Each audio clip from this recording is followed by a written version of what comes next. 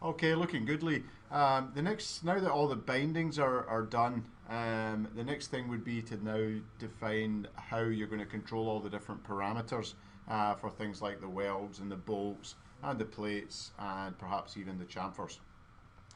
Alright, so in order to do that, I'm just going to go ahead and close this dialog box, and as some of you have asked before, we're also going to hide these plates so that they're not output. So we'll continue editing this. So I'm just going to right click, go to edit custom component. It will open up my 4 views again, and I can begin editing and modifying this. So first thing that I'm going to do is hide these plates so that they're not output. So I'm just going to come in here, and I could just navigate to it if I knew which one it was, but it's difficult to tell here. If I just select it in the model, it will highlight it for me within this custom component browser. So I'm just going to come in here to the general properties, and under creation I can right click and add an equation, and I'm just going to set that to 0, which means that this will not output when we save and close and then go back into the model. It's just going to be running in the background to help with the bindings. So I'll do the same for this part. Just right click, add equation, set that to 0, and we're going to come back and talk more about adding equations and things like that as we begin adding in these parameters. So I'm going to open up my variable list again, come down here to the bottom, and we'll begin adding in some parameters. So let me situate this, and there we should be in pretty good shape. Okay, so what I'm going to do is we're going to add in the parameters to control the chamfers. You'll notice if I click on this handle, I have a chamfer here that's applying this specific radius. There's also a chamfer on here applying this radius, and then we also have the decorative chamfer right here applying this, this specific chamfer property. So I'm going to come in and add 6 parameters so that we can control these, and then we'll link them to the chamfer properties. You'll notice here that as I select this handle or this contour plate, that within it, it has all of the different chamfer properties that can be controlled. So we'll go in and link all of that there. So let me 1, 2, 3, 4, 5, 6. Go ahead and add those. So I have P3 through P8. So I'll go ahead and set these up. And the way that this works is we're going to want to see the majority of these. So let me set up the names that we're going to look at. So this will be the bracket and chamfer type. We're going to set up a chamfer type, BEC, and we're also going to set up the X value that we can control like we would if we were using the dialog box. So I'll go ahead and set up inner.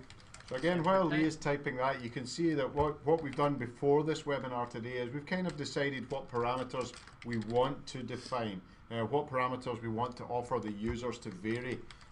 So we've decided on that, and this is a good way when you're working with custom components, is to go ahead and decide what the parameters are going to be beforehand. Right.